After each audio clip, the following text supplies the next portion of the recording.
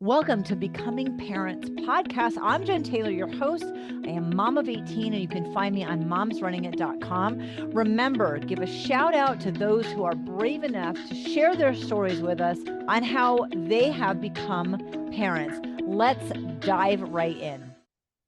Welcome to Becoming Parents. I'm your host, Jennifer Campbell. Today I'm here with Kathi Sohn. Kathi, how are you? I'm doing fantastic. How are you? I'm good. I'm excited to have you on from Alabama. This is great. And I mentioned that I know that you're in a different state because later on in our interview, we're going to talk about some virtual training opportunities for pregnant women and parents. So you're here in the US with us and you offer that via Zoom. And I'm super excited to share that. But first, I want to jump into starting off with your parenting journey, which is different than most people. Yes, it's a lot different. uh, so, it really goes back to my own birth, and it's kind of strange things are around me. And there's sort of like a story within a story. I didn't realize that I was adopted until I was in my 30s. Oh my gosh. Yes, it's a long story. I was actually on the phone with my brother, and we were talking about my mom, and and at some point I said, it's kind of surprising that mom had children, and it was just about mom's personality, and um, when my mom had children, and my brother said it was quiet on the other end, and he said, "What are you talking about? Mom didn't have children, right? We're all adopted." And that's how I found out. So Holy cow. I Okay. so I kind of agonized over, how do I bring that up with my mother? And just to make it very, very short story, I finally gathered the courage to talk to my mom about it. She said that she gave all three of us in our family were adopted, a book called The Chosen Baby. And I remember that book. I loved it. I read it over and over again, but I didn't get it was about me. We were supposed to read the book, and maybe they talked to us a little about, hey, this is you, right? You're our chosen baby. But I didn't get it. Right. Um, and then mom was like, I didn't know how to bring it up because you were already a teenager when you said something that made me realize you didn't know. And she and I had a very beautiful healing moment, because I said I agonized over how to bring it up with you after Mike, my brother, kind of blurted it out over the phone. So that was a really kind of healing moment there.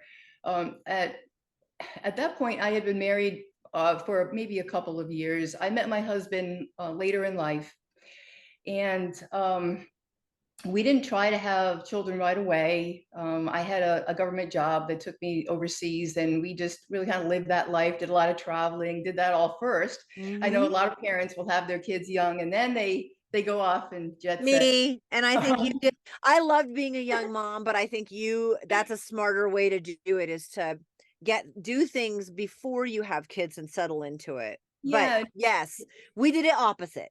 yeah. And I think you get to know yourself better, and maybe that can make you a more, aware parent.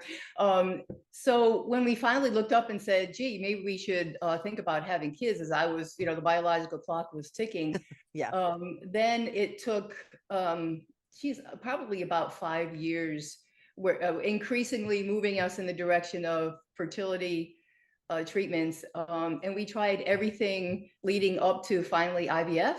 Yeah. And then, IVF was successful. I mean, I did have a miscarriage before I had my son. I actually had triplets going on in there. um, Wow.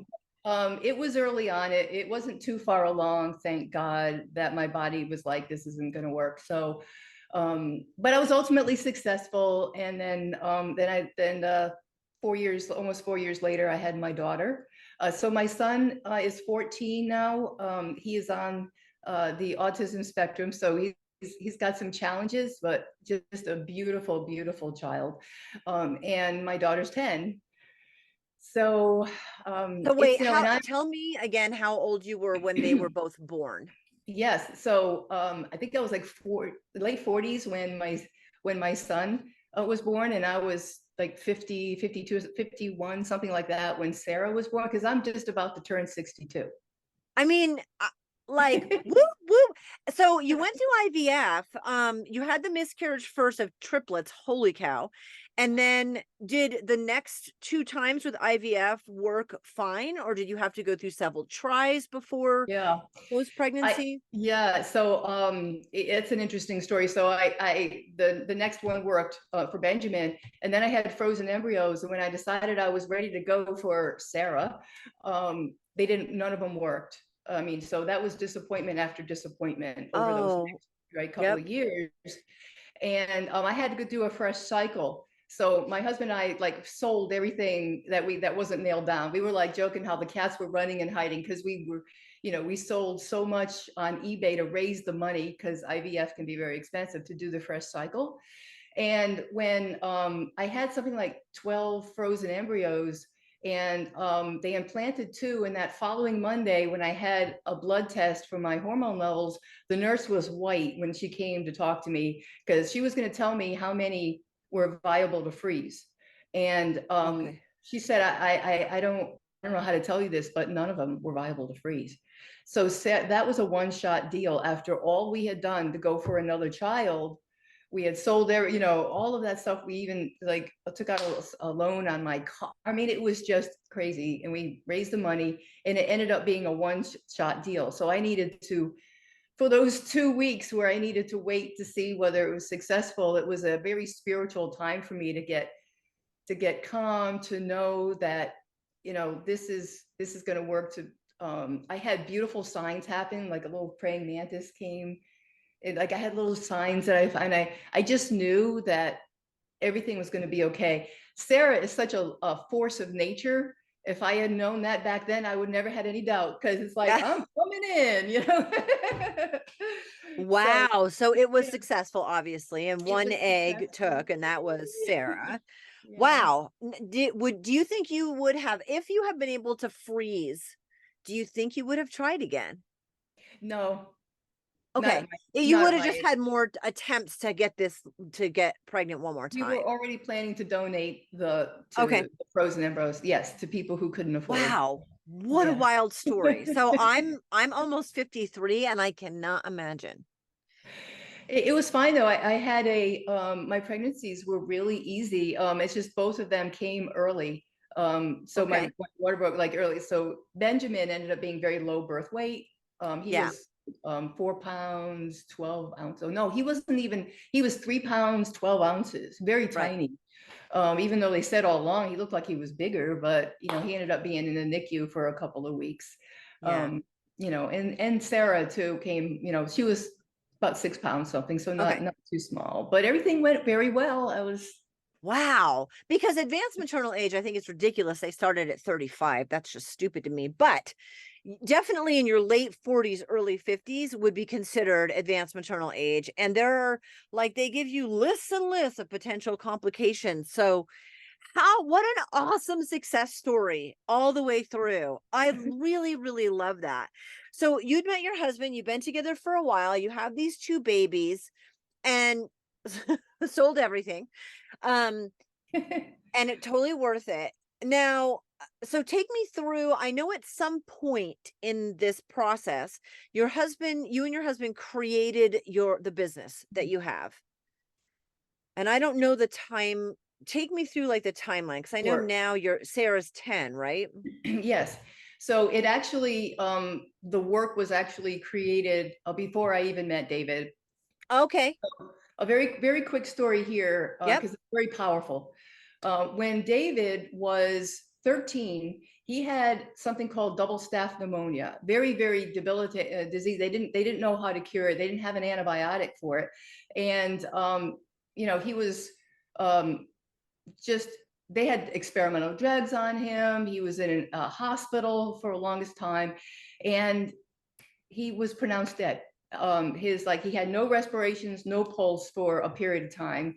And then he came back, everything started back up again. And he actually does have a near-death experience that he talks about when he would talk to his groups of people. He would talk about his work, and he created his work over time. So he grew up, the doctors were telling him he had scar tissue in his lungs from the Yep. disease, he'd never be really healthy.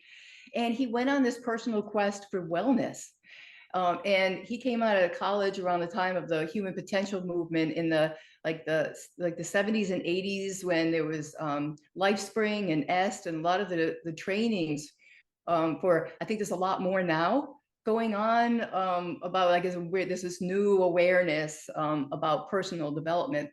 And he pulled together what he called the body memory process. It changed names a couple of times, but it was basically this work that I'll talk about in a few moments. And it was based on three big pieces. He did lots of research in personal trainings. And three main things that he pulled together this work based on. One is that beliefs help shape our reality. I think everyone is pretty well familiar with that. It shows up in religion, it shows up in, universal principles, that beliefs are very, very powerful in our lives. The second area is the mind-body connection. And right about the time that he was pulling this together, a scientist named Dr. Candace Pert, who wrote Molecules of Emotion, proved the mind-body connection. She found that during emotional events, neurotransmitters travel to receptors all over the body. And she said things like, your body is your subconscious mind, and deep trauma puts down deep roots in the body. So we know that emotional events have impact on our body, and that was a big key part of the work. The third area is the consciousness of babies and children. And again, like in the 80s, there were people like Dr. David Chamberlain who were doing, and Dr. Thomas Verney, neonatal researchers who were finding how conscious babies are from a very, very early time in the womb. Now, science can't prove that there's consciousness at conception because they just can't measure it, right? But there are researchers who believe that the awareness of the being who is coming in is present extremely early, certainly as early as mom finds out she's pregnant. So I don't want, I'll get to that later. We can talk about those details later. But this is all the most, profound things that were being uncovered. And a lot of times what happens with research is it doesn't make it into the mainstream public knowledge. Like, research is great, but if you can't apply it, right? Applied research is a big thing, and it shows up in pharmacology, right? You get new drugs out of research. That's called bench to bedside, right? And there's other areas of research like technology, all of a sudden we have a new generation of phone, right? But when it comes to research that's done about the human body, a lot of times it doesn't make it into, like, how can humans use this? So David was one of the first people to come along and come up with a way for humans to be able to use all of this research that was just exploding in the 80s. Mm-hmm. And he called it the body memory process. And it's the work is a two-pronged approach. One is it assists people in discovering, a lot of times going in through their body, because their body is so, like Dr. Candace Pert said, is a key to realizing, what's going on that subconscious level. So it's a process for discovering what are these decisions we made about ourselves. And then there's a homework process to be able to let those go. And then there's more work to be done to say, okay, I've released my unconscious commitments. Now, what is it I consciously want to create in my life? That's pretty much what's next. And that's what my programs are about, which we can talk about later on. So just really briefly, I want to just cover 4 periods of time for your listeners where we talk about really early life trauma. There's conception, time in the womb, at birth, and then mostly up until about 7 years. Of course, we can be traumatized all through our lives, but when we're talking about the time period where we make up these scripts, and if you've heard Dr. Bruce Lipton talk, he talks about children, they're in this theta brainwave state. He calls it hypnosis. And it's basically, we come in with the operating system, but we need the programs. And so we create these programs through observations and experiences. Now, here's the catch. We're not logical before 7 years old. We're the center of our own world. And so it's easy to make this big, giant leap between something I'm observing or experiencing I don't even understand, and that it's about me, right? It's my fault. It's something bad happened. It's my fault. And we have a collection over 900 of these beliefs that we've collected for over 30 years of working with clients that reflect these mostly negative statements about ourselves. And we make them up about other people and about life, as well.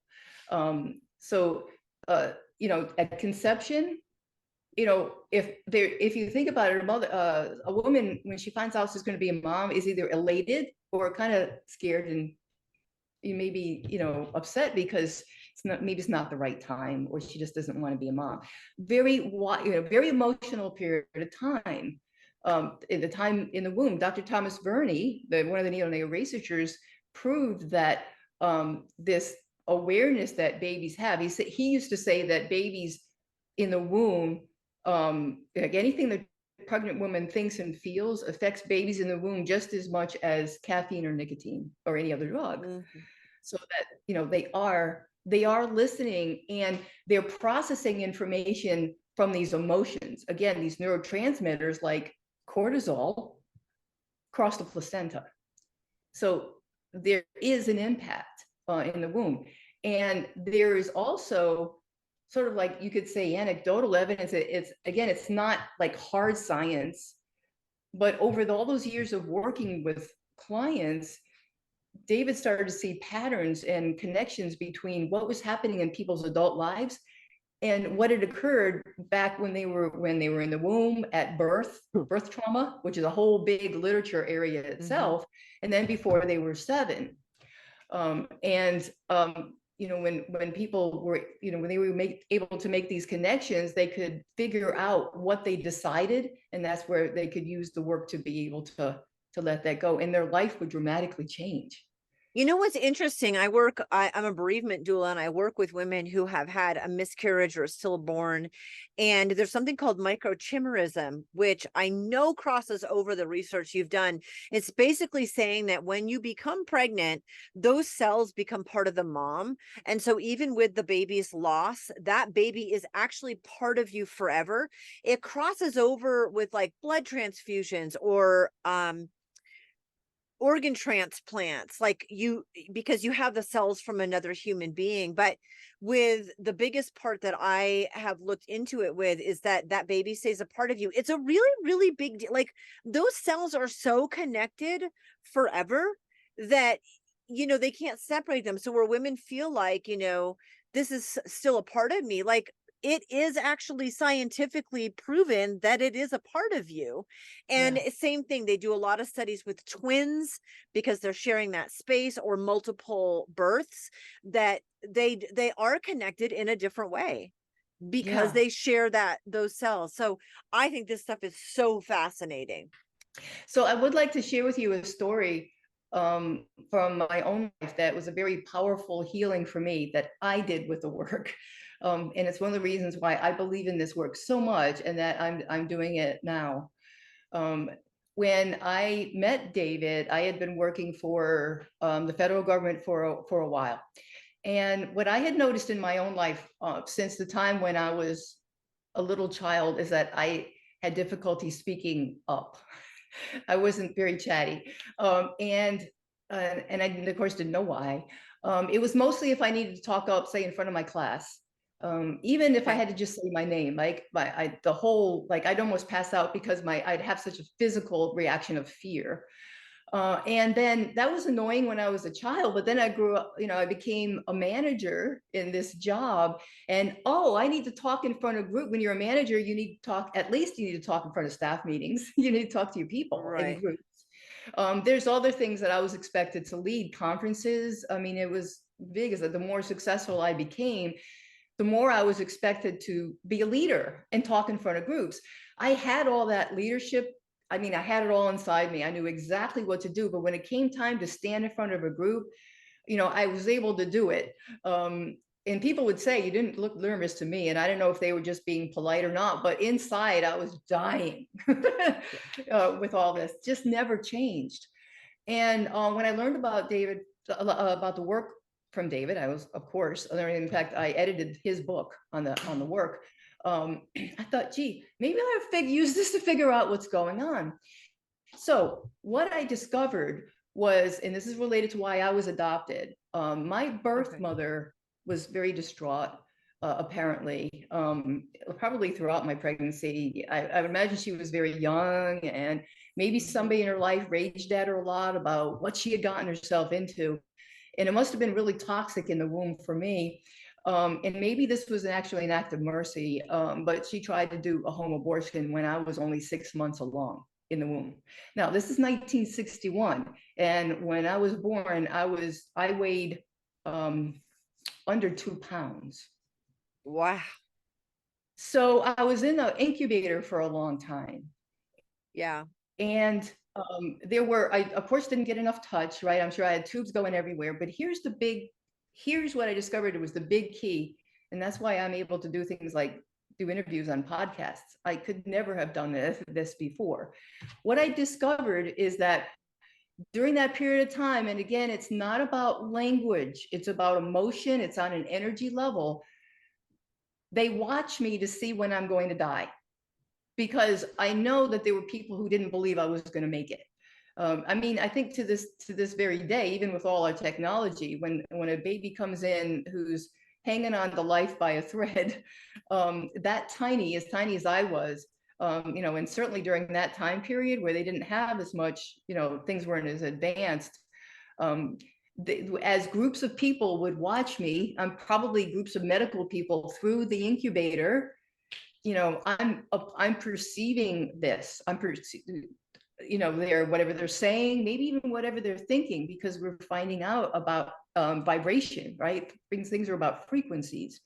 Right. And when I did the work around that decision, David called them vows, because like wedding vows, they're a promise, but they're a promise to ourselves. They're not a promise to somebody else, right? They're a promise about how I'm going to be in life based upon this belief that I have. And so when you think about it, being in front, all of a sudden, I'm out in the world, I'm a child, and then maybe there's even more high stakes on perception, the judgment, maybe. And I know a lot of people struggle with this. They're probably getting in front of groups. Fear of public speaking is about fear of judgment. But for me, it was like, it was in my body. I mean, that's why I had all of this reaction, because when I was in front of a group, I felt so judged, and not only judged, but judged like I'm going to die. Like they think I'm going to die, which means dying when you're talking in front of a group is forgetting what you wanted to say, just being flustered, whatever, not being able, your voice squeaks. I don't know what it was, but again, on this emotional level, this is what was going on for me. And when I did the work, it was like flipping a switch. I mean, I just, like, I could, now, of course, it took time for me to get better and better. It was, like any other, I needed to be able to sort of test it and give myself opportunities. And I started taking every opportunity I could. You want me to lead a workshop? I'm going to do it, because that's the way I am. Right? I take on my challenges sort of head on. But I found that was really key in my life. And David had these kind of results from just hundreds of clients. I wrote a book recently. It's published in April. It's called "You Made It Up, Now Stop Believing It." And in the first part of the book, I speak about clients. They're actually client case studies. You get to hear about what was the adult challenges. We get to revisit their childhood, what was going on then, what did they decide, and then the difference that in their life once they did the work around that. It's absolutely, phenomenal. So all of that's in part one, which is called How You Made It Up. And then part two is How to Stop Believing It. And it talks about the body memory process. And then the third part of the book is about living consciously, because the real end goal is to become aware of your these vows are unconscious commitments. And we can, in life, the reason why this work is so powerful and so important is that you can have goals in life, and that's great, and you can go for them. But a lot of times you wonder why you fall into habits, because a lot of it's about creating new working habits. And you might fall into old habits and wonder why, because I have such a strong will to change, but something keeps dragging me back to the old patterns. And it's these beliefs, it's these vows that we made up. And so it's important to discover them, let them go, so that you can really fly. and what it is That's I want to do. amazing.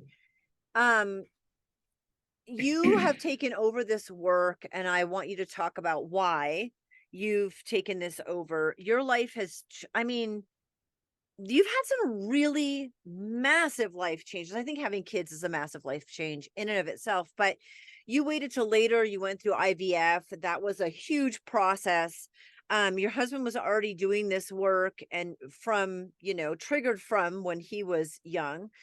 Um, and you embraced it for a long time and now you've taken it over. And can you talk to us about that? Because it's really massive. Yes, it is. And it's been a journey for me. I'll be Yeah. very honest, to take on this work when all along during those 25 years that I was married to David, it was just about 25 years before I lost him in 2019.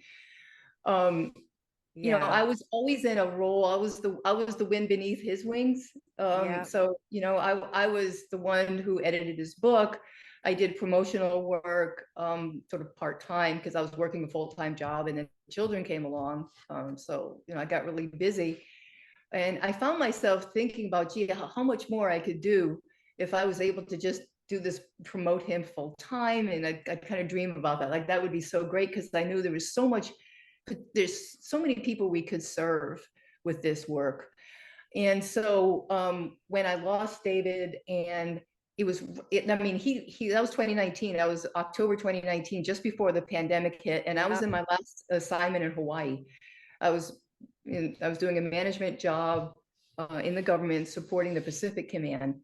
And, I was working in Pearl Harbor.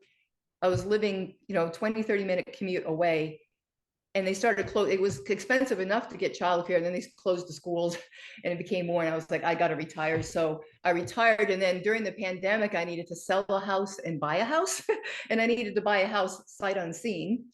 And so it was crazy. So for that it was probably 18 months of just swirl and transition. And then, I looked up, we're settled in, the kids are in school here, everything was all settling into place. And it wasn't a big leap for me to say, I don't want David's work to disappear.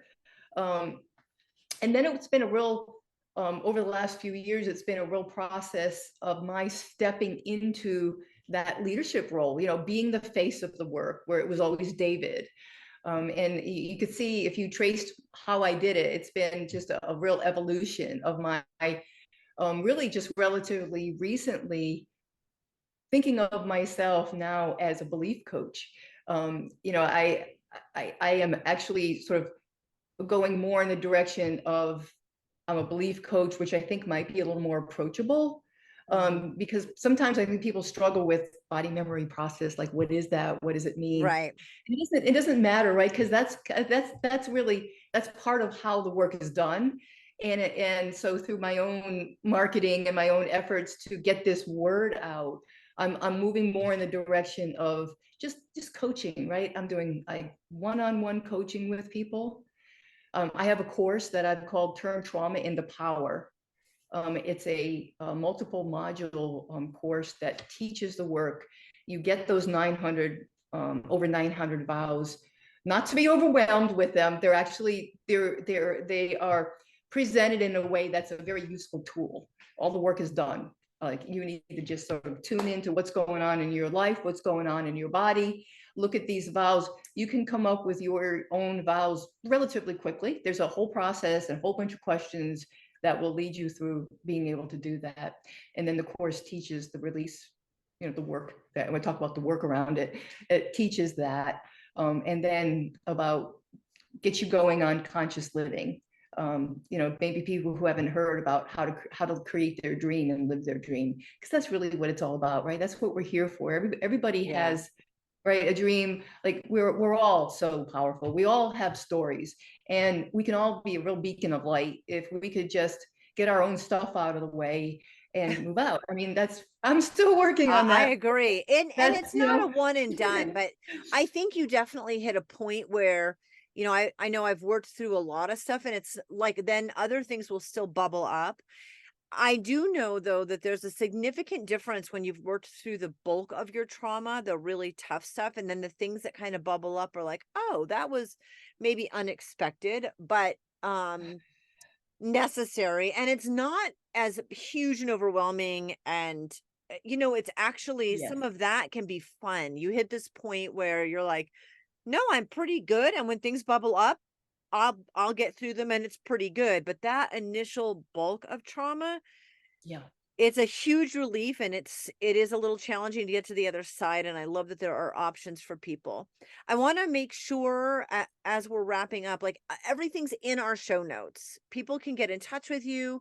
The workshop that you're going to be doing, all the information about everything will be in our show notes, so, people can just look there to get all of that, but it's a really phenomenal way to work through some of the things in your life that maybe you're not even connected with, but that are making a significant difference in how you're moving forward through things. I wish I had done it back before I had kids.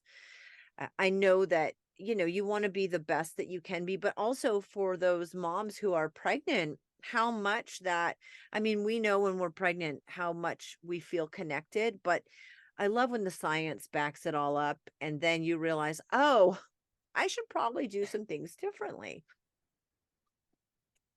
Absolutely. Yes. Yeah. What would you like to leave our listeners with? Is there anything in particular other than the workshops coming and they can get in touch with you and do all this work for themselves? I'm so proud of you, by the way, that you worked with your husband for so long and then in losing him, which that's hugely traumatic and life-changing, you were like, "Wait a minute, this should continue on," and you jumped in and are continuing. I'm really proud of you for doing that. Thank you So so much. I wanna Thank definitely do that shout out for that, because Yeah, thank that's a you. transition. Yeah, yeah, it is. What Very would you much. like to leave our listeners with? Yeah, I'd like everyone to just know to turn within for answers.